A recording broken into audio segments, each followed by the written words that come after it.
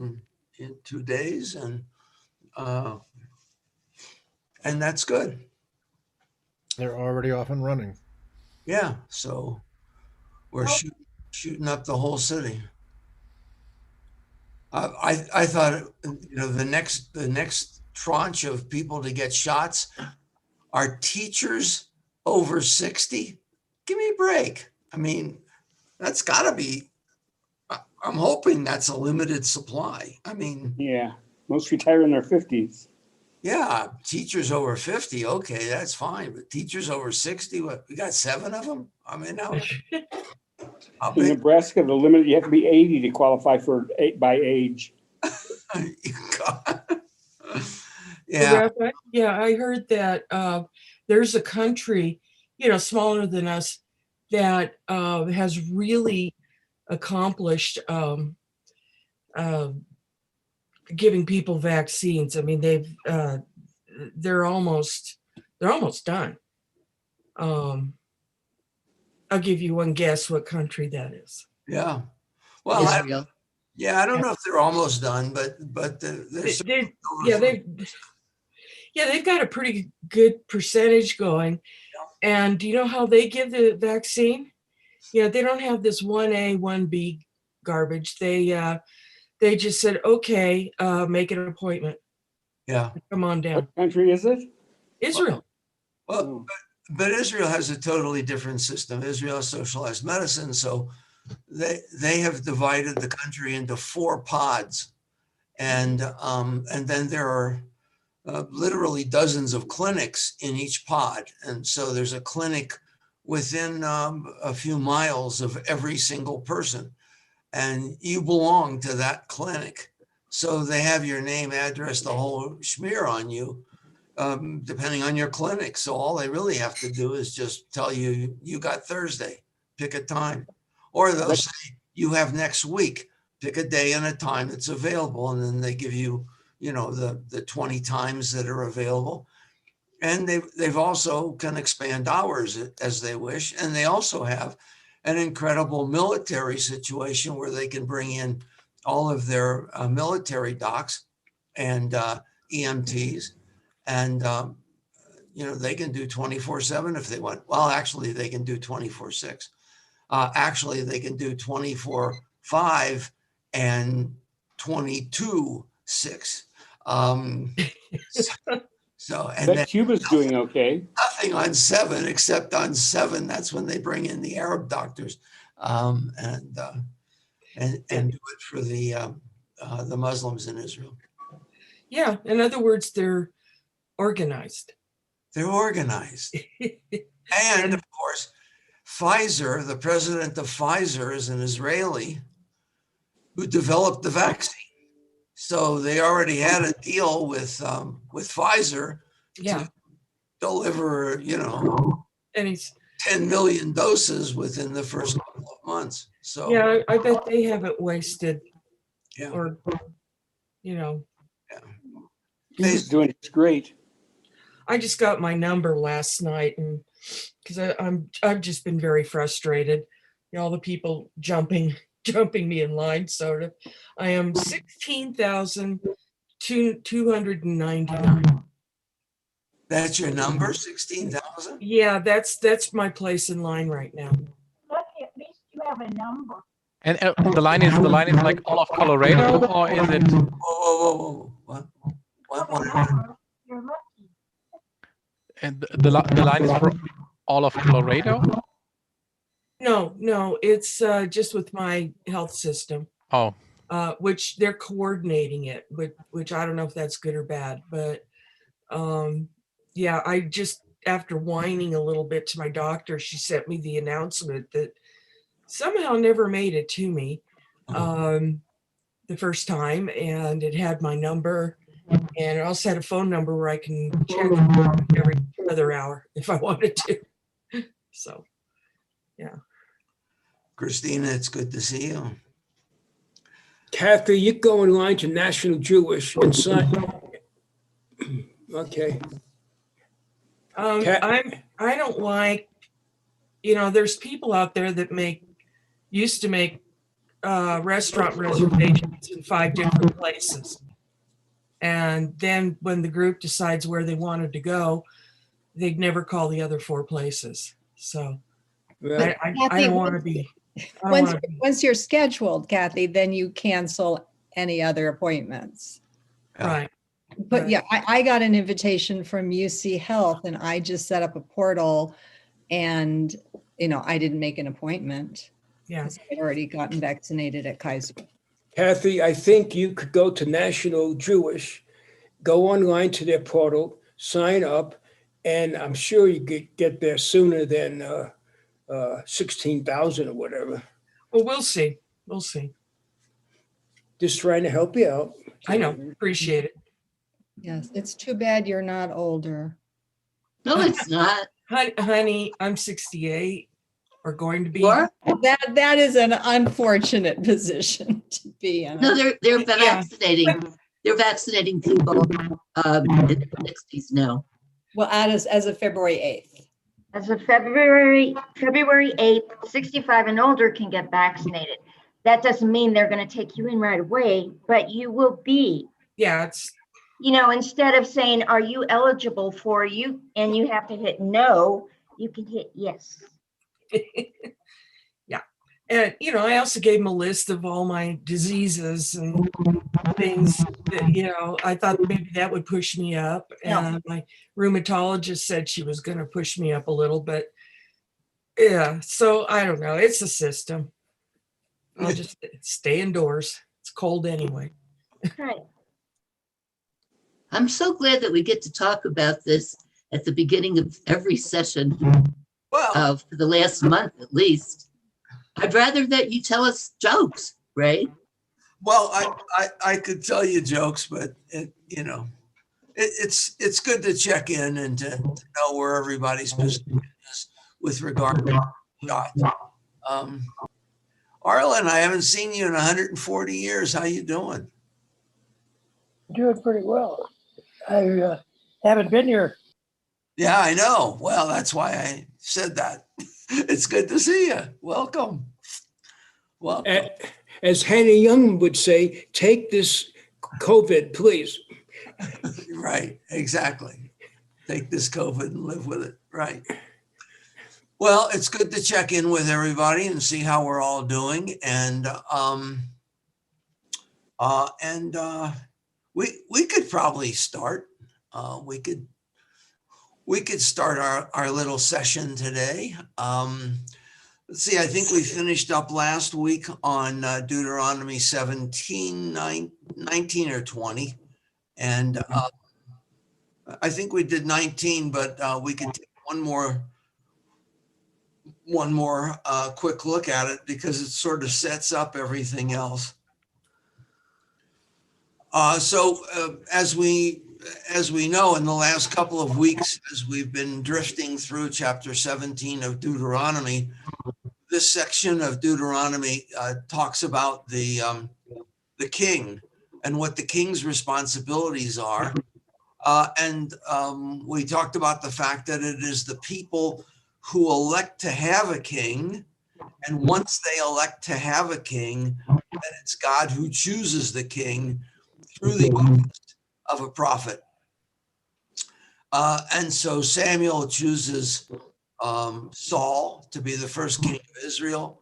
But likewise, after the first king, then it's the king is rules by divine right, and the monarchy passes on heretically from father to son. And it passes on heretically once at least in the first century from father to daughter. So there is one queen of Israel, but very late in the pre-common era,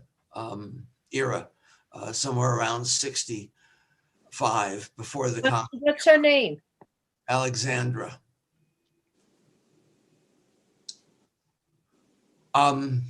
So 19 says, And this is concerning a Torah, that the king has to have a copy of the Torah written. We talked about the fact that we don't know if it was the whole Torah. Probably not, because he has to carry it with him wherever he goes, even though there's no doubt he has schleppers to carry it for him. But it's probable that the Torah they're talking about is the book of Deuteronomy, because the book of Deuteronomy is talking about a specific copy of a Torah. So in other words, when he's seated on his throne, he shall have a copy of this teaching written for him on a scroll. So it says, HaTorah Hazot, this Torah. That could mean this book of Deuteronomy. Now, it could also be, because it says Mishneh HaTorah, the word Mishneh could mean a second, or it could mean a copy, or it could mean a variation of this Torah, a secondary kind of Torah. So the question is it a condensation of all the laws of the Torah? Because the king is only carrying the Torah with him in order to rule and in order to make judgments. So could it be a compilation of the Torah that is made specifically for him? Could it be a copy of the whole Torah from Genesis to Deuteronomy? Could it be just this Torah, this book of Deuteronomy? We have no idea what this scroll is, but the scroll is supposed to be written in conjunction with what the Levitical priests tell him. So the priests, who are also the scribes, have to write this for him. But he has to read it, because in verse 19, as we saw last week, it says, Vayata imo, and it shall be with him, v'karabo, and he shall read it. Now, does that mean that someone can read it to him? Probably not. He has the responsibility of reading it, and not just kind of glancing through it, scanning it. He has the responsibility of reading it kol yemei hayav, all the days of his life. And we know that in the Haggadah for Passover, there is a phrase there that says kol yemei hayav, all the days of your life. And one of the rabbis in the Haggadah says, if it had just said the days of your life, that would have meant all the days of your life. But when it says kol yemei chayav, all the days of your life, that means the days and the evenings as well. So whenever you are awake, or whenever you are in the process of needing to make a decision, you have to read in this Torah, whatever it happens to be, you have to read this Torah in order to Lama'an Yilmod, in order to learn Liyir'ah et Adonai Elohav, to revere the Lord his God, Lishmor et kol divrei haTorah, and to keep or observe all of the words of this Torah, ve'et hahukim ha'ele la'asotam, and also the chukim, the laws, these laws, and do them. I think where we kind of left off in this verse was the word chukim,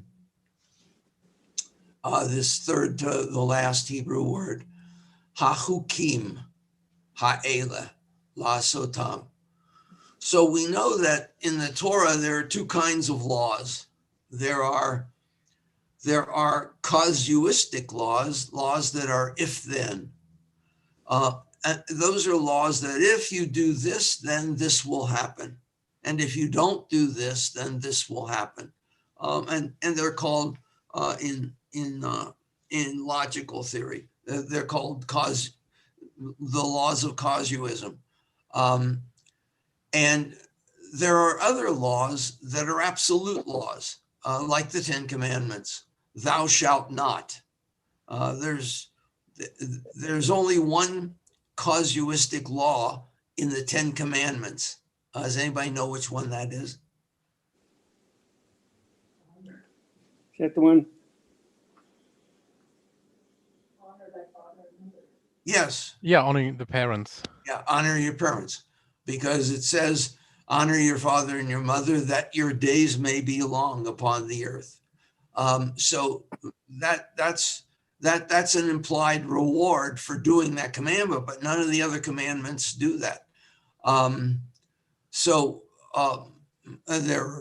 are laws that reflect a better good of society, but these laws that are absolute, thou shalt not murder, thou shalt not commit adultery, thou shalt not steal, covet, bear false witness, bear false testimony. Those laws are called apodictic laws or apodictical laws, and they're absolute laws. So you have to do them. Now the hukim are different from both. Mishpatim are laws, any laws, casuistic or apodictical. But hukim are specific laws that have no rhyme or reason. Hukim are the laws of kashrut. There is no reason for keeping kosher. None is given. And the laws of kashrut appear at least 2 times in Torah. And I think there's one other time when a few of them are kind of given, don't eat this or don't eat that. But the laws of kashrut are, and also in Deuteronomy, you end up with don't boil a kid in its mother's milk in chapter 23. So, so the laws of kashrut occur in Leviticus and in Numbers, and then parts of them are spread throughout the rest of Torah, except for Genesis.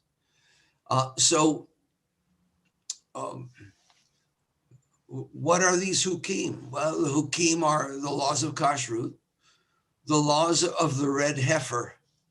That the red heifer is, if you find a cow that has never been bred, and the cow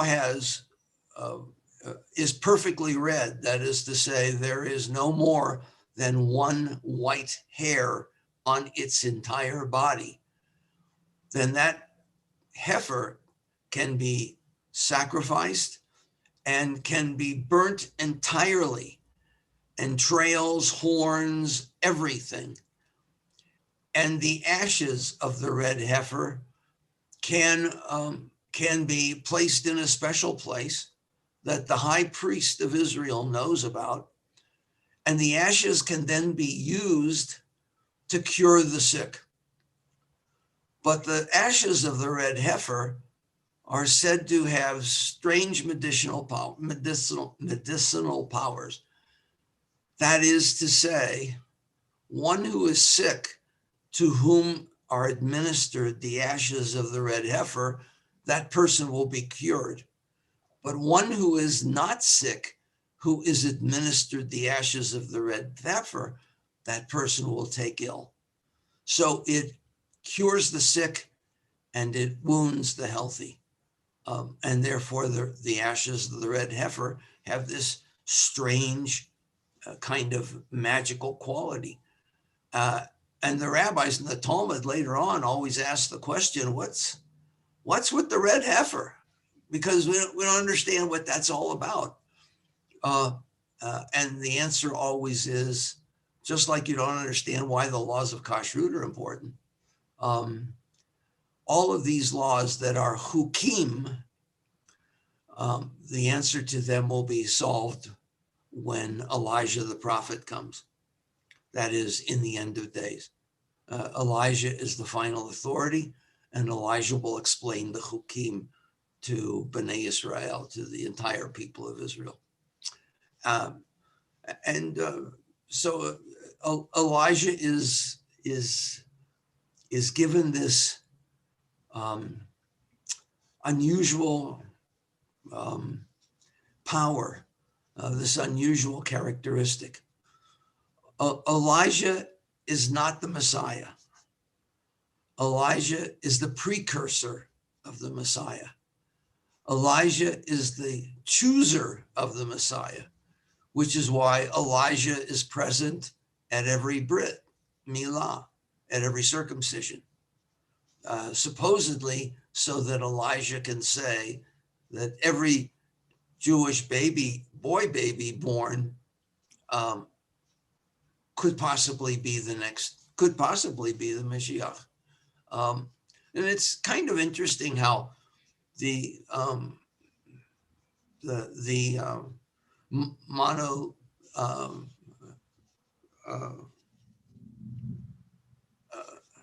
monotheistic religions all await a Messiah.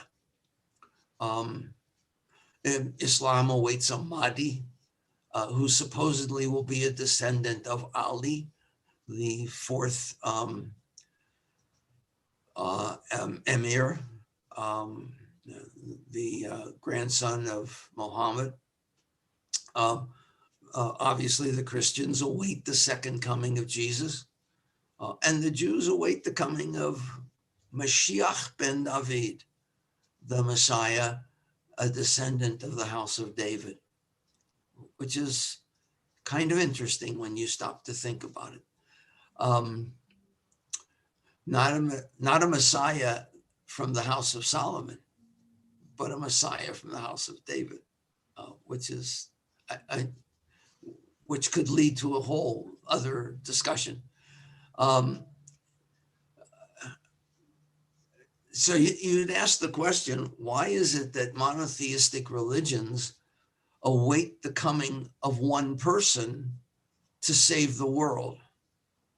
And the answer is because the Eastern religions, who are not monotheistic at all, don't need a Messiah, because they put their faith in the constant resurrection or regeneration of every person.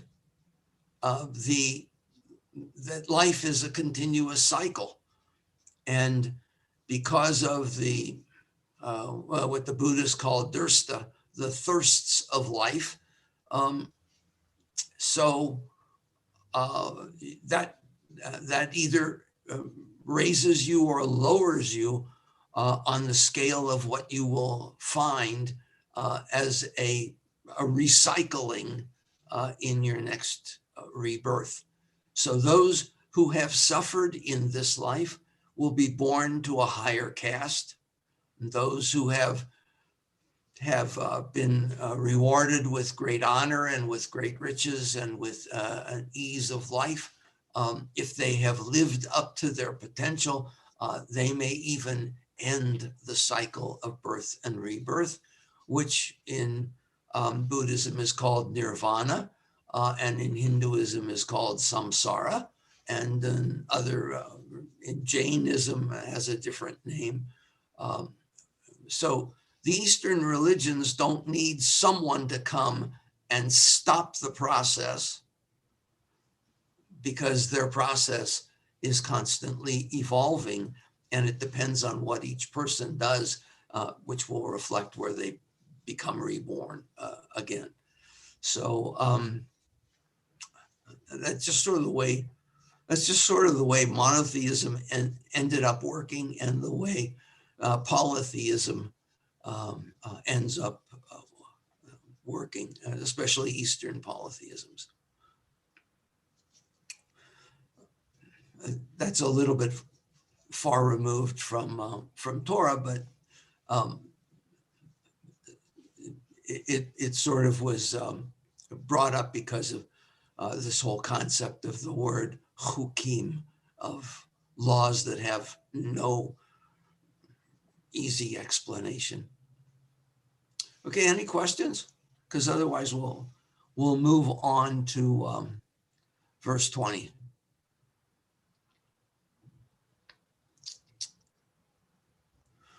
So why is the king supposed to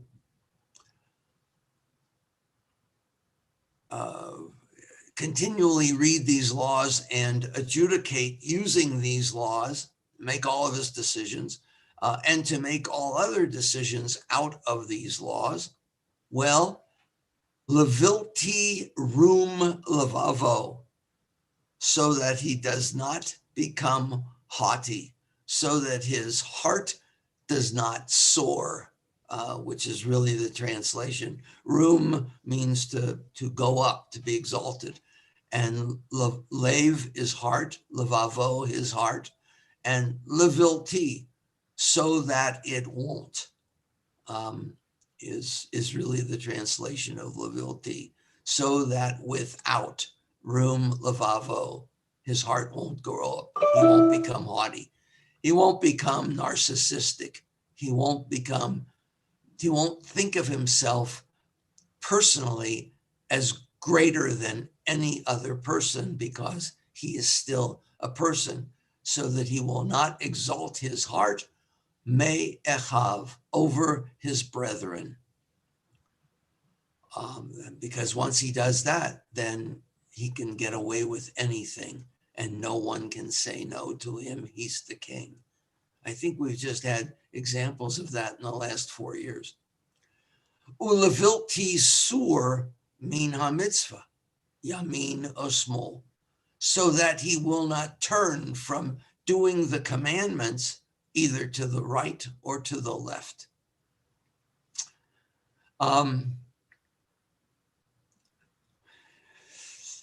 So here's a question, and you'd really have to think about it for a second. When you say, I don't know whether to go left or right, when you're in a quandary and you don't know whether to go one way or the other, in English, do we say, I don't know whether to go left or right? Or do we say, I don't know whether to go right or left? What do we say? What's normative for you? Right or left is the norm for me. I don't know whether to go right or left. Okay. Anybody else? Yeah, I say it the other way, left to right. But I think it's because I'm left-handed. And so I look towards the left. I start out on the left. I think about everything that I do, and I realized that there were one or two things that I do right-handed because there was no accommodation made for left-handed people, and that is scissors. But now they have them. But when I was growing up, I had to learn how to use a pair of scissors with my right hand. So, yeah. but mostly it's left-handed, left direction, very much to the left. Okay.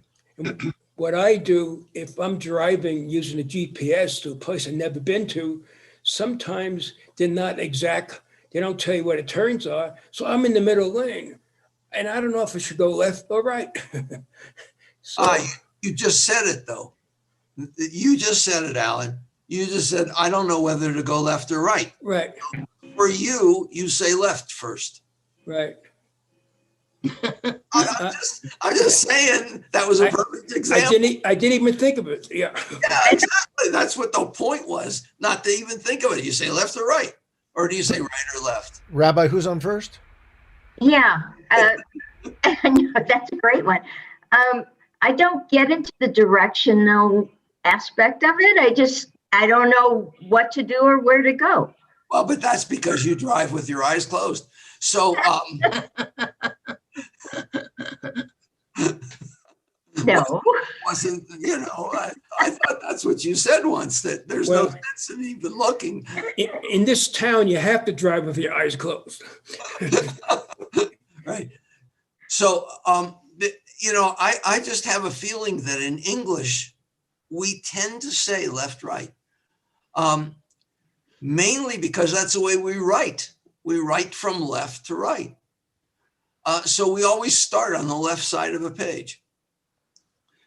But in Hebrew, you start the opposite. You start right to left. And therefore, the text in the Torah says, Yamin o smol. He doesn't know his right or his left. And I'm just thinking that in ancient societies, they always wrote from the right to the left. And the reason is because the earliest form of writing in ancient societies was stone carving. And most people are naturally right-handed. Historically, right-handedness was looked upon as the way to go. So even people who naturally were left-handed were almost forced by parents to choose their right hand as the hand that they would do all of their major work with. And so imbued was this that most Latin languages claim that the left is evil. So in Latin and variations in Italian and in Spanish, the word for left is sinistra, which means sinister, evil, bad. Left is bad. So you never, and the whole thing was that left also brought on evil. It brought on the evil eye, which is why we have expressions in the Middle Ages, such as getting off on the right foot.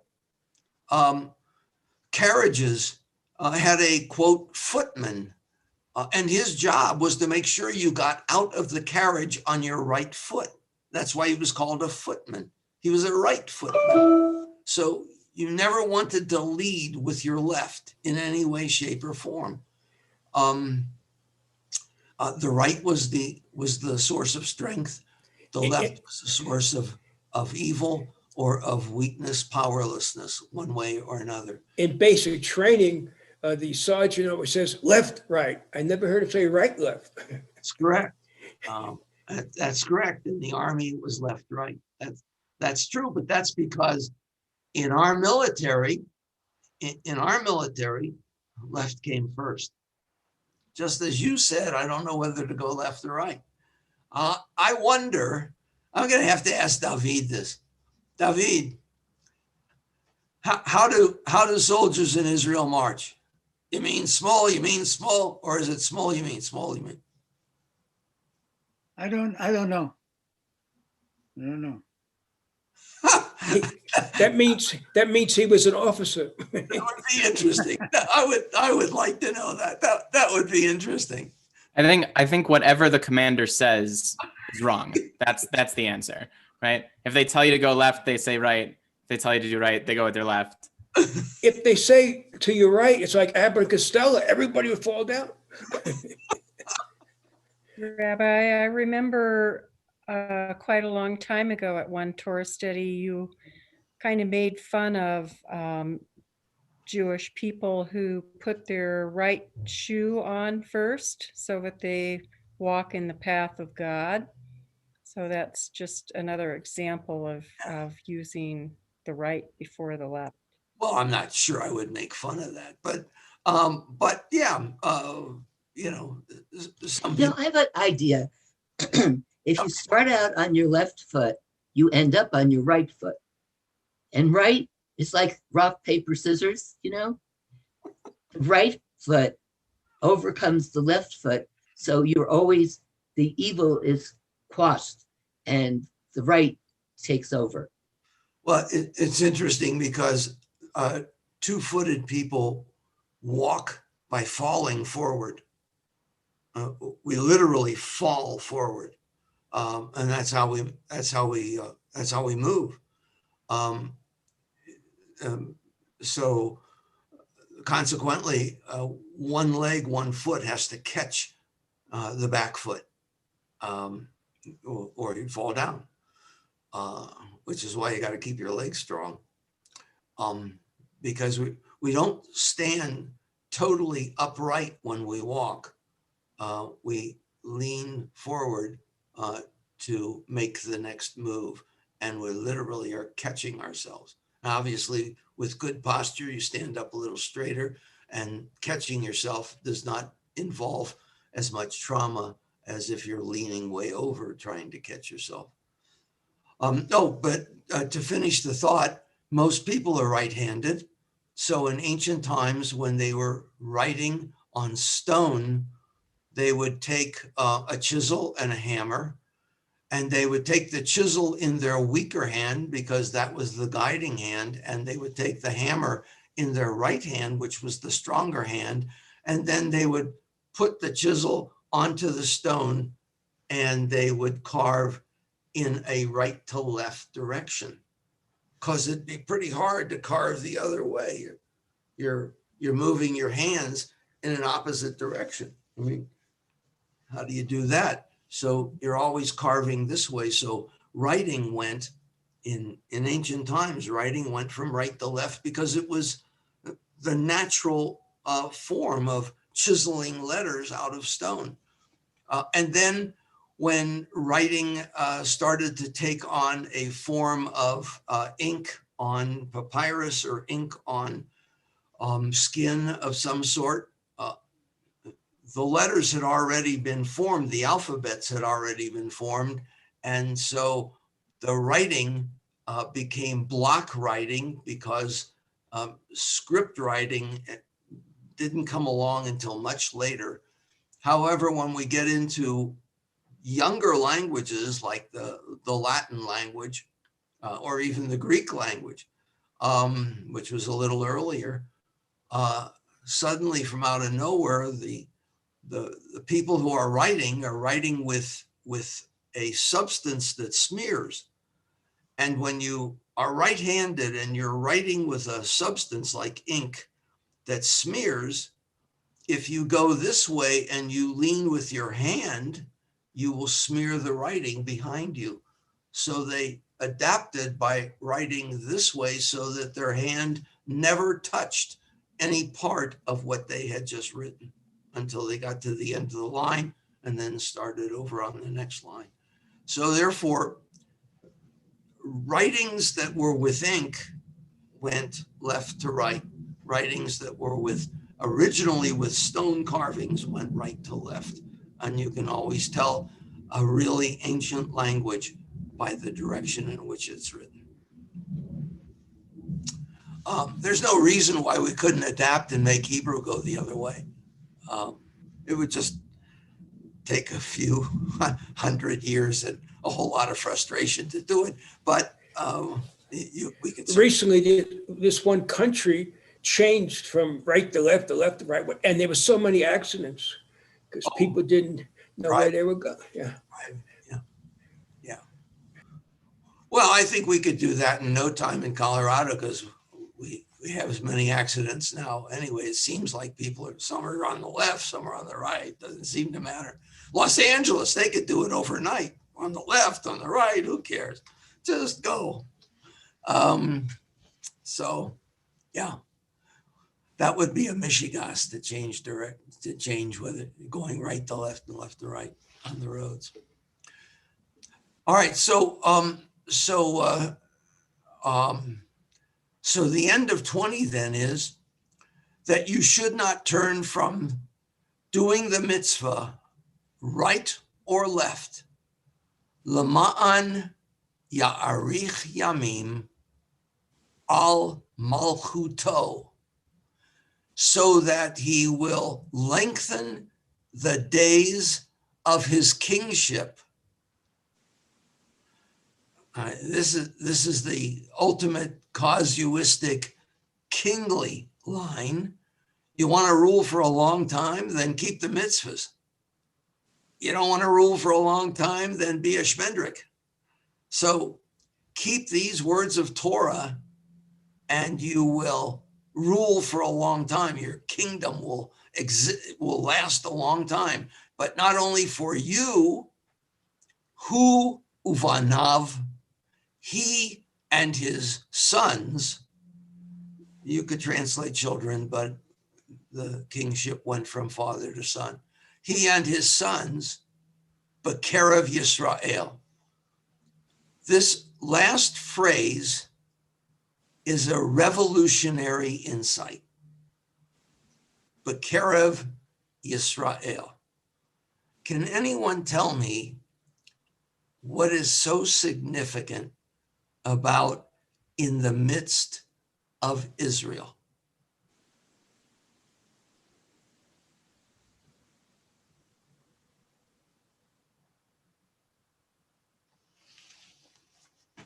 I feel like we should have like music playing, ding, ding, ding, ding, ding, ding, ding, ding. Just sort of the background of the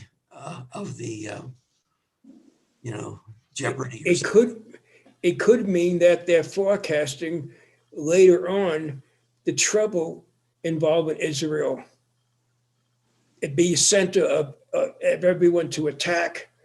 I'm just guessing, but that's what I thought. You could be on the right track, except it's backwards. It'd be that they're in the middle and it's the balancing point. Pardon? It'd be that it's the balancing point of keeping these distances from Israel, from the king. It's all balanced. So let me give you a hint. When is the book of Deuteronomy written? You know, we've talked about this a couple of times. Babylon. When's the book of Deuteronomy written? Probably a couple hundred BC. Yeah. What does the country look like in the time that this book is written? Who wrote it? It was written during the period of Josiah, about 621 before the Common Era. Josiah is the grandson of Hezekiah, who built the tunnel leading from the city of Jerusalem into the Silwan tunnel that leads to the water source, so that the people of Jerusalem would never be cut off from their source of water, even if they were besieged. And Hezekiah was one of the great kings of Israel, and his grandson Josiah was certainly one of the great kings of Israel, and both of them, in the midst of all of the people that came before them and after them, were said to have done right in the sight of God, and they had long reigns on the throne of Israel. So what do we know about the country of Israel in 621 Common Era? After the return from Babylon, after the return from Babylon. Babylonian exile in Babylonia is still 50 years away. Oh, okay. So the Babylonians are not an issue. Where's the book of Deuteronomy written? Southern Kingdom or Northern Kingdom? Must be Southern, because they took over. That's right. So Southern Kingdom. So it is a document from the Southern Kingdom, because Jerusalem is in the Southern Kingdom. What's the Southern Kingdom called? Hello? What's named after the biggest tribe? What's the Southern? It's called Judah. Exactly. It's called Judah. Where is the Northern King? What's the Northern Kingdom called? Israel. Israel. Where is the Northern Kingdom? 621 before the Common Era. Bethel was their capital. Yeah, not any longer. What's happened to the Southern Kingdom by the time this book is written? The Northern Kingdom. Right. The Assyrians already wiped them out. The Assyrians have already wiped them out. The Northern Kingdom does not exist. This book is written in the South. The Northern Kingdom doesn't exist. And look what it says B'kerev Yisrael, in the midst of Israel. The southern kingdom has adopted the name of Israel as the name of the entire country. Revolutionary. It's the first instance in which we find that the southern kingdom has taken on the name of a no longer existent northern kingdom and has adopted this name for itself, meaning the whole land is now called not Judah, not Judea, the whole land in the mind of the Jewish people is called Israel. So the significance is that while we may be called, while we may know that the southern kingdom is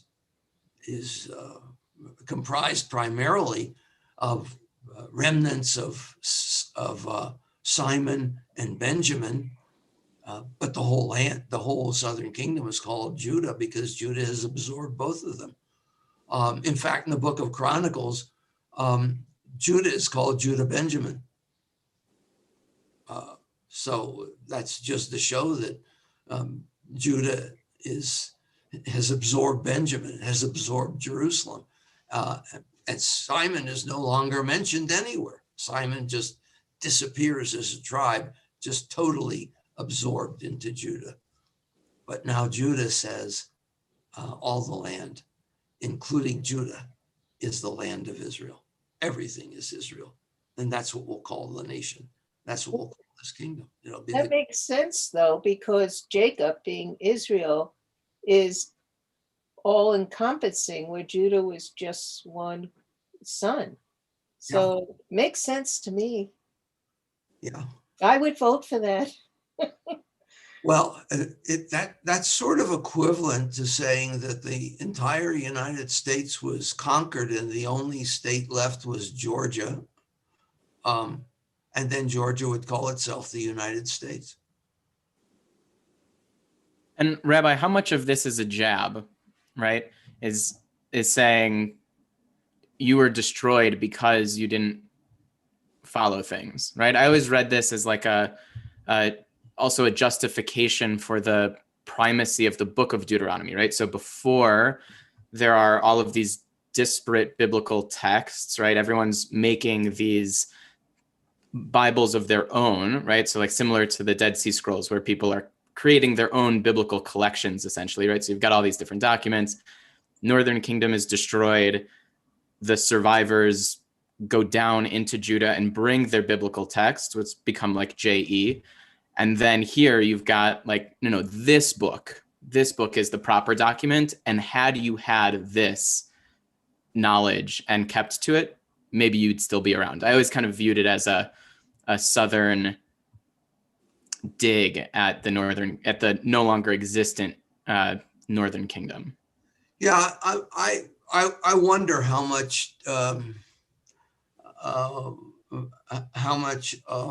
strange texts came floating down from the Northern Kingdom. The Northern Kingdom was pretty much an abomination from the get-go, from Jeroboam the First, who Amos started off by railing against, and the Northern Kingdom was blessed with a whole group of kings, one right after the other, who were scuzzballs. There wasn't a great king in the North throughout the history of the North. I mean, I can't think of one king who did right in the sight of God.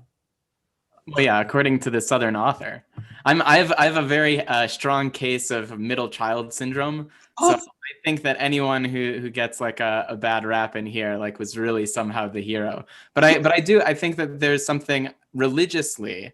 I'll say that I think that the Northern Kingdom I would have enjoyed more than the Southern. I think that the Northern Kingdom actually has the lack of centralization of worship is more similar to the Judaism that we know today. The fact that we have synagogues all over in the same city and all over the world. I mean, like that was the Northern Kingdom. They did. I think that they weren't great, but I don't know. The middle child in me thinks they get a bad rap.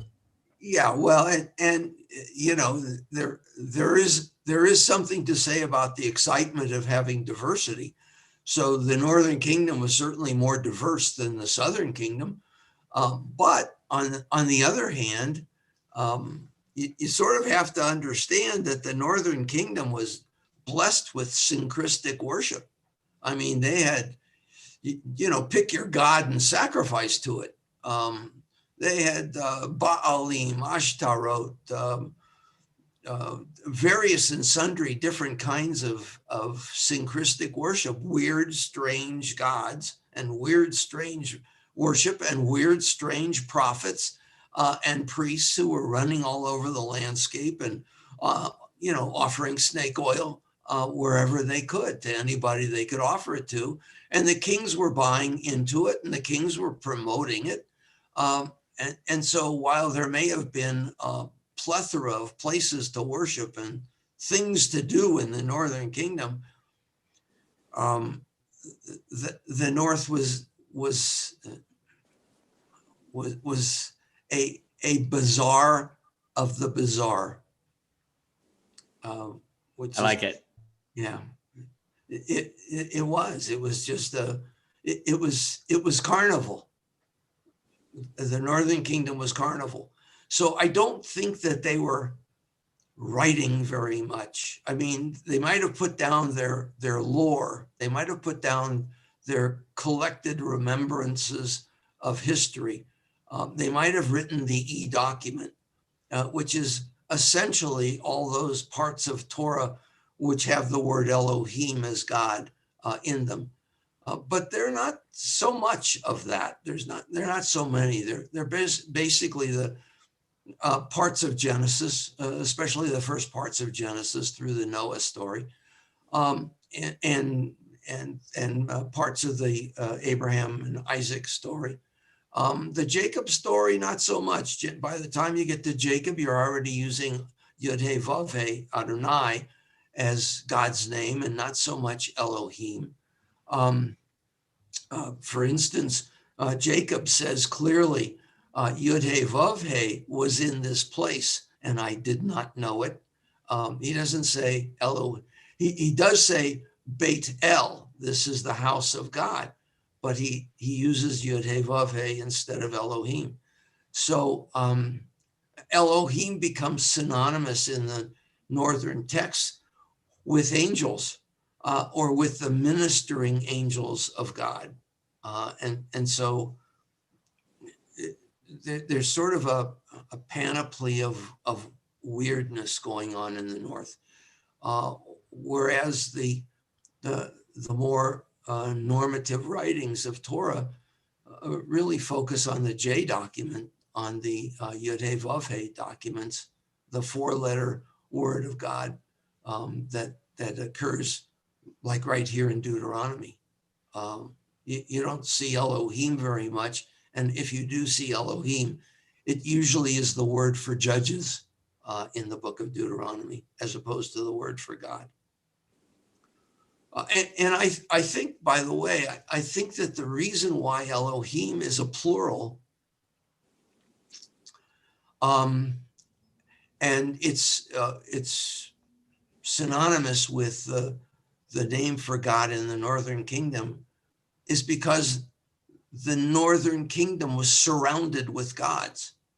And what they were trying to do by taking the word Elohim as the name of God is to coalesce all of those gods into one name, so that the God of Israel became the God of the assorted collection of gods jammed together into one huge plurality, singular of a plurality, just like a fusion of gods. And therefore the name became plural for a singular entity.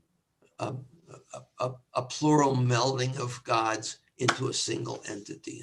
And that's why this strangeness of having a plural name for the God of Israel in the northern kingdom. I'm just saying, but I really think that these last two words of the chapter 17 of Deuteronomy are critical, because they basically tell us for the first time that Judah is not going to be called Judah by the Jewish people. It's going to be called Israel, because Israel, the northern kingdom, is gone, doesn't exist. So that name now becomes the assumption of the name for all of the people of Israel. And we become known as Bnei Yisrael, the children of Israel, not Bnei Yehuda, the children of Judah. In fact, you'd be hard pressed to find the expression Bnei Yehuda, except when talking about Judah's sons. Could this also be sort of a direction that Jerusalem be the capital, because it talks about the midst of Israel. Jerusalem is not the midst of Judah. It's not in the center, but if it's in the entire country. Good thought. Good thought. The middle. Yeah. In the center. Yeah. And of course, they can't mention Jerusalem yet, because this document has to go back to the days of Moses. In other words, it's written as if it's Moses's document, which is 600 years earlier, 700 years earlier. So therefore, Jerusalem has to be alluded to as opposed to spoken of. So it's this place that God will have his name to dwell in, wherever that place will one day happen to be, even though it's written by somebody who's living in that place. And it's already got a name, and it's called Jerusalem. And the king of Jerusalem is already in existence, and the priests are already there, and the temple is already there, and they're already doing what they say they're going to do someday. But they can't say Jerusalem, because the document purports to be from the time of Moses, way before Jerusalem came into being. It sounds like a kid trying to hit a word count in a paper.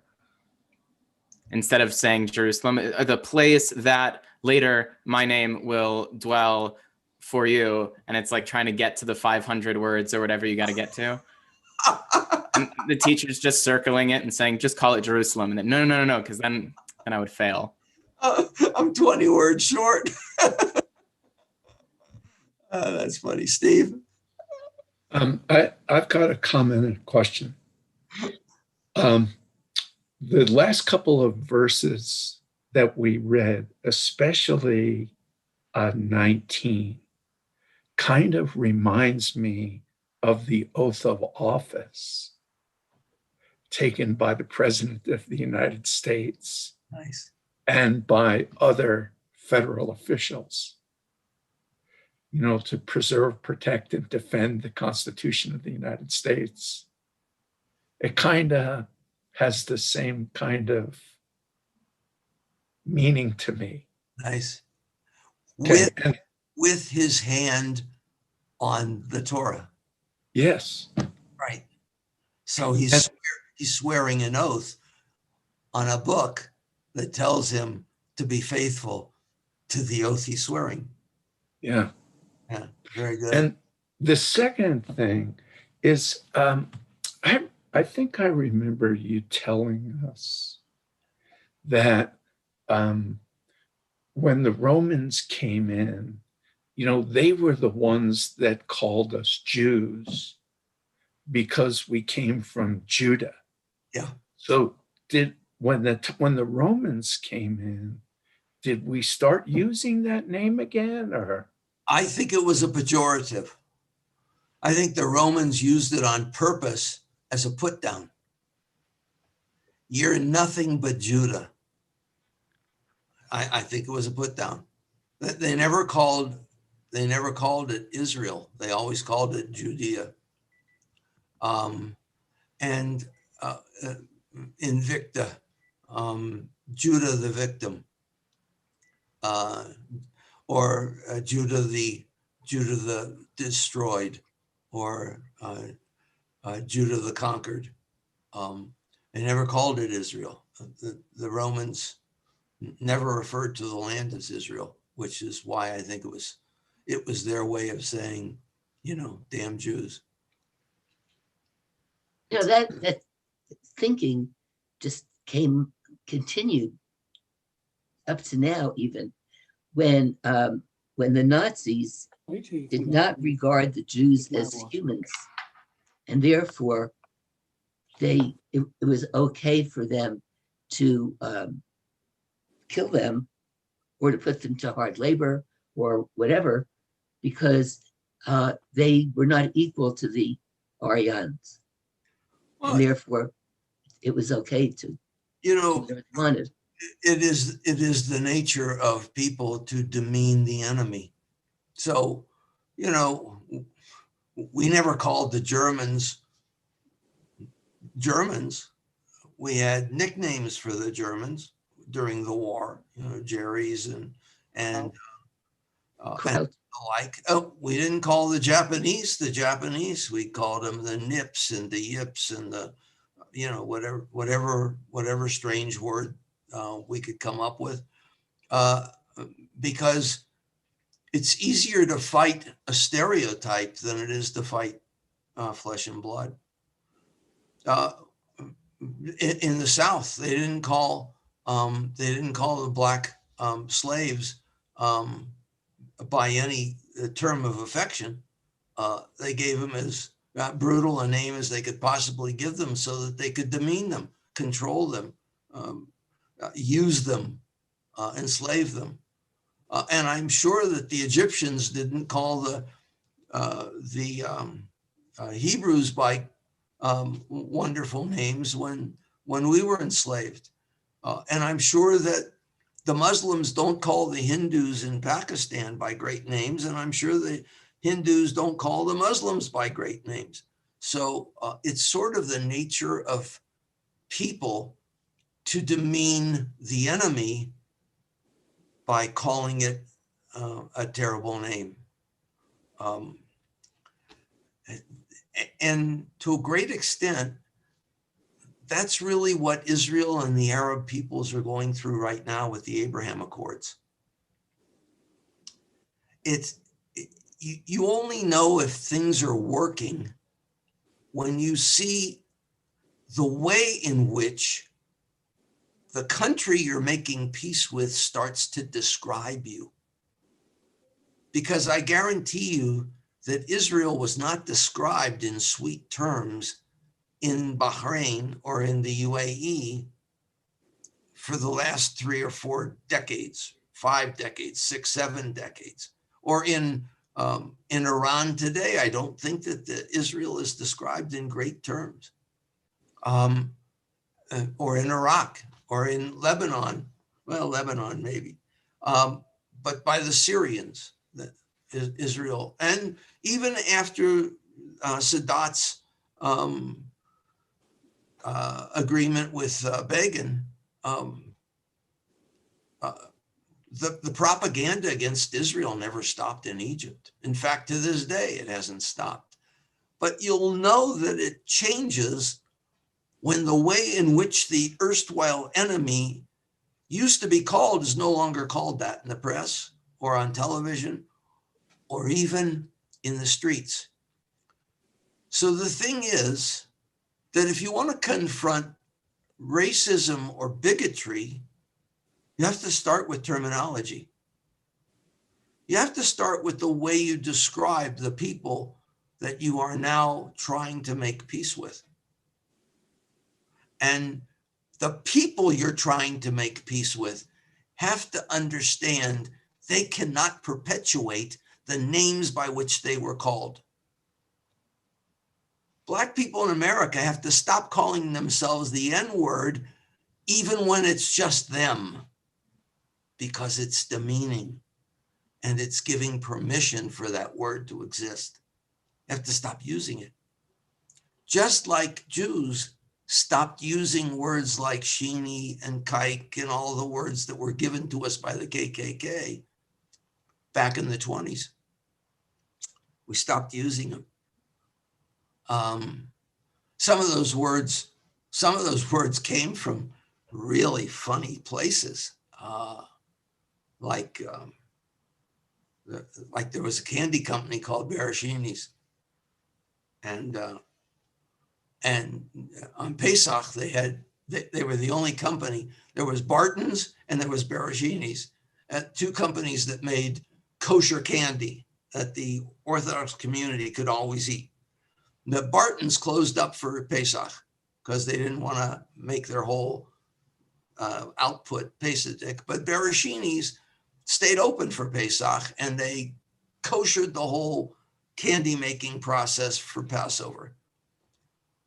So from the word Bereshini, they advertised the heck out of Passover candy, and came the word Sheeny as synonymous with a Jew, and it became a derogatory term in the 30s and 40s and 50s, and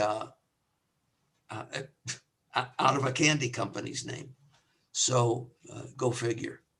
And a lot of names for people through the years have developed in that way. It's just, in order to hate someone, you need to start calling them strange names. And that gives you a chance to focus not on their reality, but on your imagined reality of them. And that's why names have power. The slaves were given last names at some point, and the last names were the names of the slave owners. So you have Washington, Jefferson, all of those names, and they became the last name of the slaves moving forward. The people who came from slavery, who are now just Americans, are very unhappy with those last names, because those last names in their minds are slave names. So you find some of their leaders have changed their names to something that is more meaningful to them and is not related to slavery. Yeah. And so that becomes sort of a positive in the Black community when they change their names to something that's more meaningful, that takes away from the slavery connotation in their names. I had this conversation with Bishop Demmer. We sort of talk once in a while. And I asked him why the Black community wants to be known as African Americans. I mean, they've gone through many permutations. In the 60s, it was Black Power. They didn't want to be known as African Americans. They want to be known as Blacks.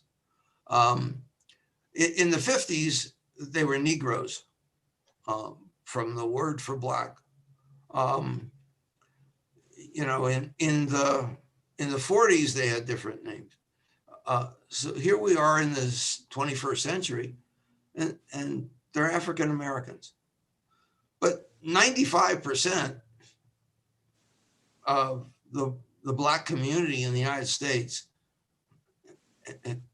can't trace its ancestry back to Africa. Or if they can, it's 3 generations removed, 4 generations removed, 5 generations removed. It goes all the way back to the 1600s, for crying out loud.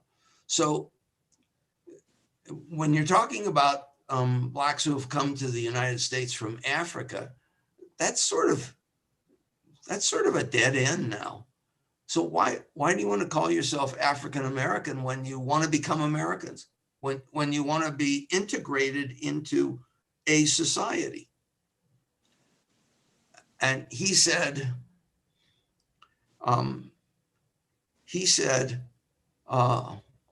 that he didn't like the expression African Americans because it it demeaned both Africa and America. The word black became synonymous with uprising, with power, with fists in the air, like at the Olympics.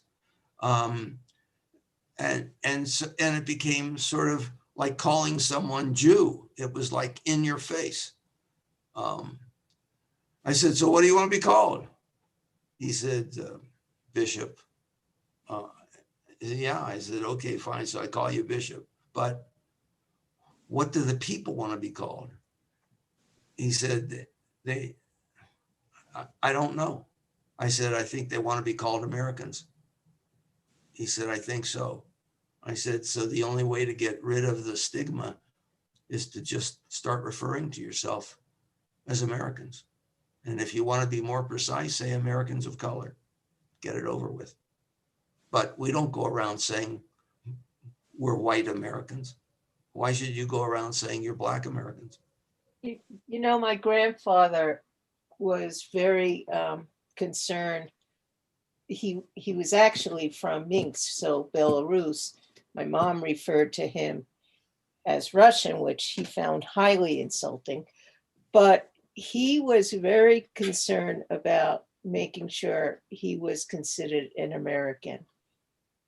You know, I can think in my head of some conversations he had where he wanted to be called an American. He didn't want to be called or associated with Belarus or associated, though I must admit I just recently learned about Belarus, or be associated with UK, Soviet Union. Yeah. And I think that was a correct assessment for all of the immigrants. I mean, we had 2 million Jews coming to the United States between 81 and 24, 1881, 1924, when the Johnson Act sort of ended the massive immigration of Jews. Otherwise, we'd have had another million from the Soviet Union. The Jews who came here, they didn't say, I'm a German Jew, I'm a Russian Jew, I'm a this Jew. I mean, they identified themselves with the German community. They identified themselves with the Ukrainian community, but they didn't go around saying, I'm a German Jew. They went around saying, I'm a Jew, I'm an American. And the big issue of I don't know if you remember back, but the big issue of the 50s and 60s was, are you an American Jew or are you a Jewish American? And we'd go back and forth. Where's your identity? Well, my identity is in both. I'm an American who believes in Judaism. So what difference does it make? So the black Rabbi, wouldn't it have been quite obvious, say in 1920, among Jews, if you were a German Jew or a Russian Polish Jew? Possibly. There was quite a pecking order. Yeah, the Sephardim and the Germans and the Ukrainians. Yeah, but that all got sorted out, just like all immigrant groups get sorted out after 2 generations. Of course, but you wouldn't have needed to say it. It would have been obvious. It would have been obvious because that was the language you spoke. Right. Your accent. I didn't have to go very far. Yeah. Right. You know, I thought the tendency now was to ask someone how, like you did with the bishop, how do you wish to be addressed? How should we refer to you? Do you prefer Latinx? Do you prefer Hispanic? What do you want? What works for you? Right. And that's why we even have gone now to the pronouns. Right. I have pronouns. You have pronouns. That's good. Well, and Rabbi, I also just think coming back to kind of, we're looking at Deuteronomy, I think something that always strikes me, and I think you're talking about like, do I can call myself an American, a Jewish American, whatever it is. I can trace my spiritual lineage all the way back to like 3,000 years ago, right? There are inscriptions in a language that I speak. My name is in the Bible, right? We can go, how I spend my day, the things that I pray, the books that I read. I mean, I can go back uninterrupted even if it's not exactly my family, right? I could probably go back. I think we have a family tree that goes back 8 or 9 generations, fine, whatever. But I can go all the way back, right? Biblically, exiles, moving groups. I can talk about how the way that I pray was influenced by, Hasidim at this period of time, and the way that I think is influenced by, and, migrations and moves. I've got all of this. And I think that I love studying biblical stuff. I love seeing myself traced over time. And I think it's worth noting that that's not the experience of a lot of people. It wasn't just that people were enslaved. Their entire histories were intentionally burned and destroyed. And I think there's something to be honored and recognized that I'm so fortunate that I can go back, to the beginning of time seemingly, and see myself in history and see the heritage of everything that I do in that. And I think it's worth noting that for a lot of people, it's not only not known to them, it's erased permanently. And so I think that when, I remember reading like the work of Malcolm X talking about why he was taking the name X, and he was saying, I don't know my name and I will never know my name. And it wasn't like, oh, because he was uneducated and forgot, right? It wasn't. He was incredibly educated. He was trying to find, it was intentionally erased forever. And I think that's something that is just worth, yes, I think it's a good conversation to have, how do you identify and call? And I also think that as we sit here, I mean, you've been doing this for 36 years now, Torah study, like you're reading a book and tying the world that exists today to our culture 3,000 years ago. And I think that that's an incredibly unique and fortunate thing that I take for granted all the time. But I think it gives us power that, there's like some phrase, I'm going to butcher it, but you can't know where you're going unless you know where you've been, something like that, right? I mean, I'm standing on 4,000 years of documented history and evolution and thought, and I know these people's names, right? Like I know everything. And I don't think that that's, it's sure I could go and say, oh, I'm just an American, like forget about naming myself a Jewish American or whatever, but I'm walking around, whether I realize it or not, with all of this in my pocket. And I don't think that that's something that is, it's not a given. And I think someone who doesn't have that because it's been destroyed for them is worth, recognizing from our position. Well, it very well could be that the survivability of the Jewish people is that every generation never wanted to be the last. And it's always been interesting to me that as you read history, when things were the darkest, something happened to turn off the dark and put back the light. In every period of history, out of the ashes came a rejuvenation, literally rejuvenation. We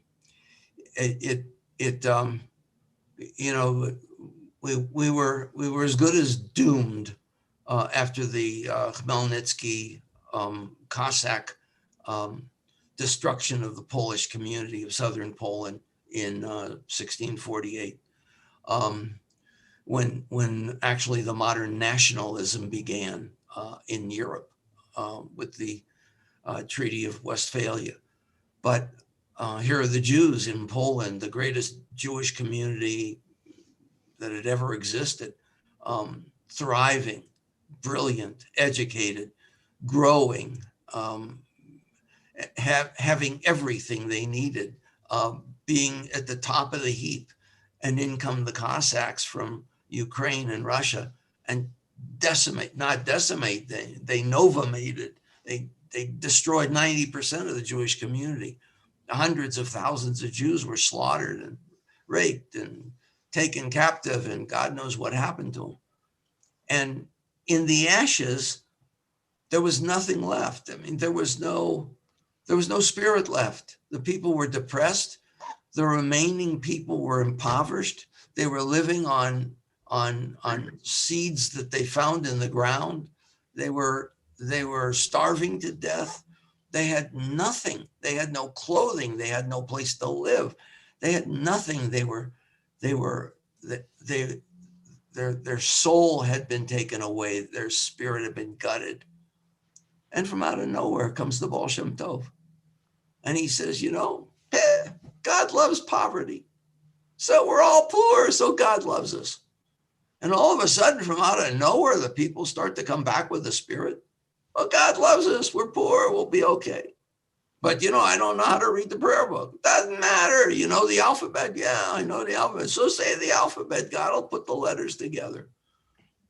I don't know the words to the song. Doesn't matter. Sing the melody. Hum the melody. God will put the words in. And out of this, who would have thought that's the way to resurrect the people? Who would have thought it? It makes no sense, but that's how a people came from out of the ashes, really, and hummed and danced and celebrated life as a way of a prayer. And that's all they had. They couldn't give money. They couldn't give. They didn't have any schools. There were no teachers. There was nothing. And yet this people came back from nothing. And within 2 generations, Southern Poland, once again, was alive with education.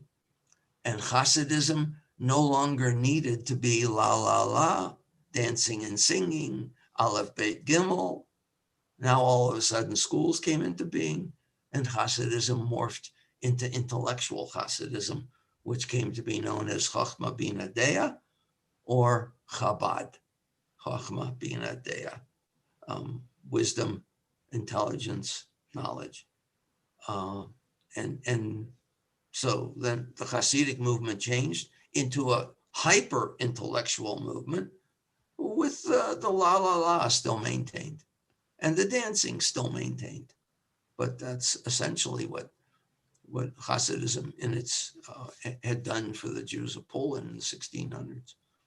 Right. I'm just saying, I think it's worth noting, though, that I call myself a Jew, which is the name of an empire that existed thousands of years ago that I can tie myself to. The horrors of American slavery made it so that, and yes, like Black Americans have created their music, which pulls from African beats and also, from Southern America and all these different influence from the French, and you've got all these beautiful, like all of that exists.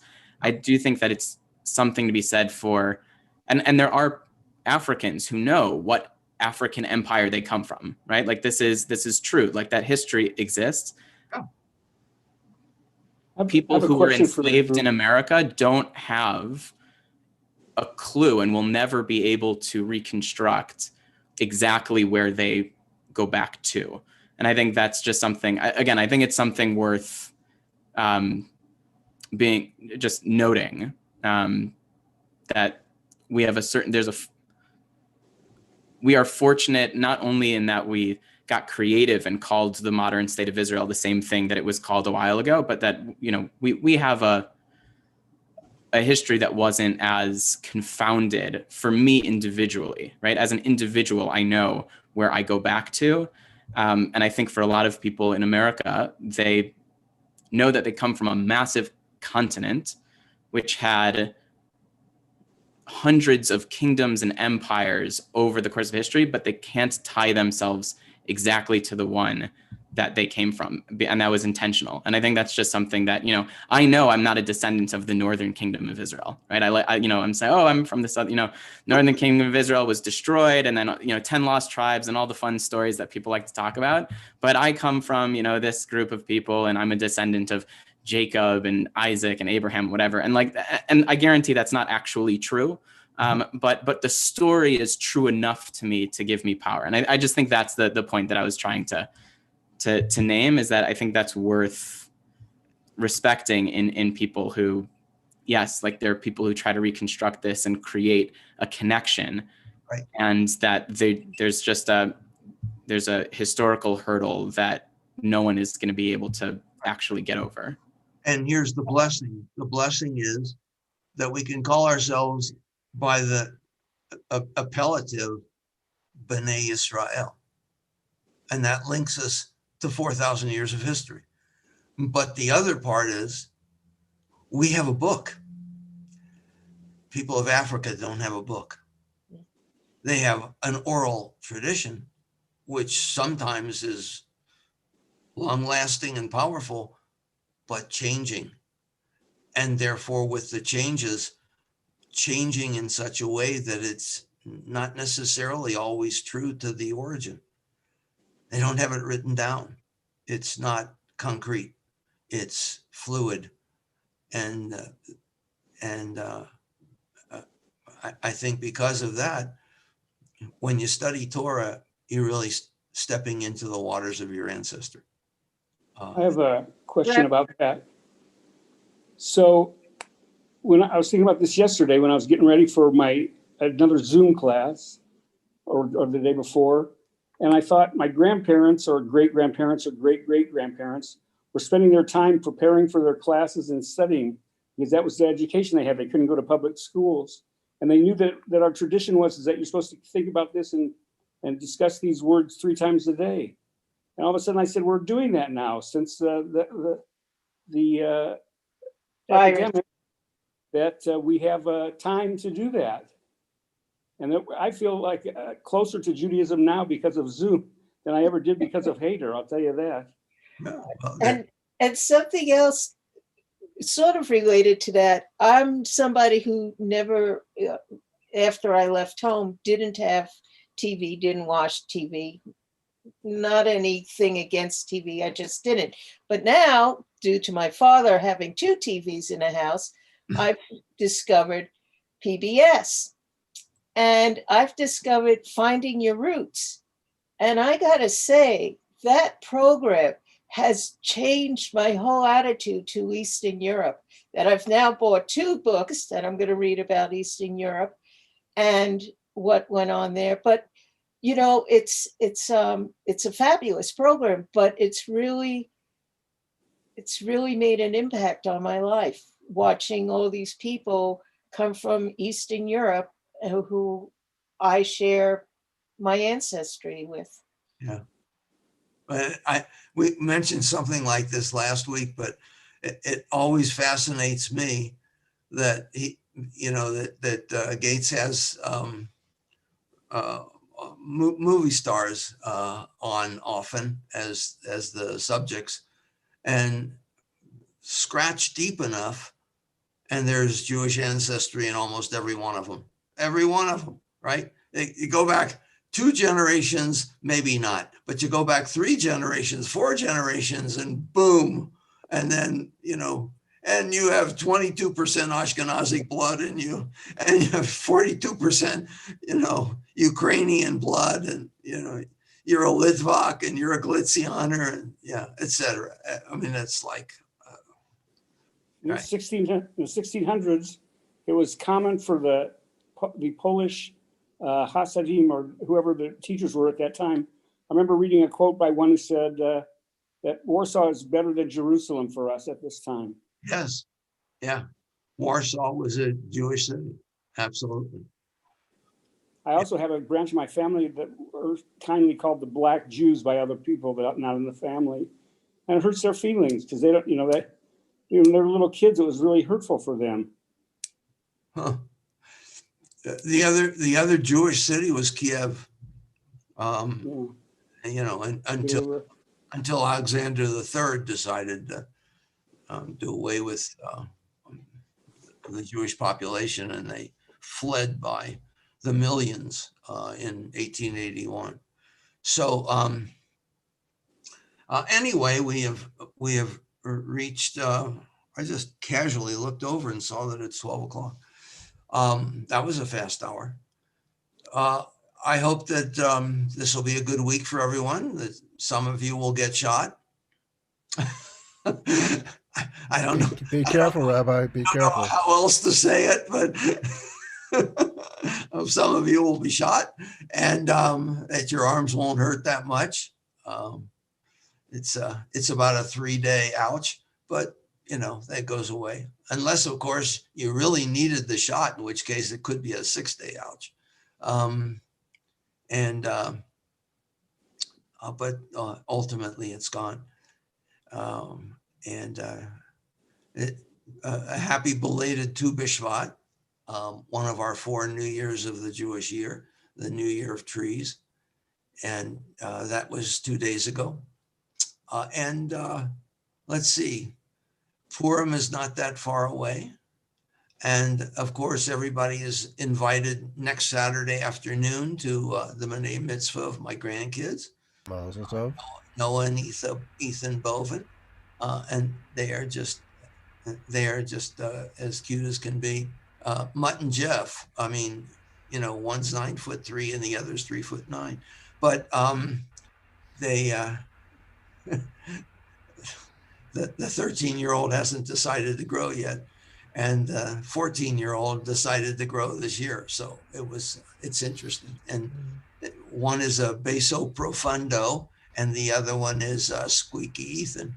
But they're very cute, and they're very nice kids. That's really all that matters to me. They're just nice kids. And they love their grandpa, and that's all that matters too. So, Rabbi, are you going to do a Torah study next week? Oh, of course. We put the bar mitzvah in the afternoon so we could do Torah study. So, so Torah study will be in the morning, and God willing, and the bar mitzvah at 4:00 in the afternoon, Mountain Standard Time. What, Christoph? What time is it in Germany? It's 8 p.m. 8 p.m. Okay. Yeah. All right. So it's 8 hours difference. Yeah. All right. Thank you. All right. And I also want to say the Temple Sonic Choir last night, the Linda Leonard piece was lovely. The Leon Shore.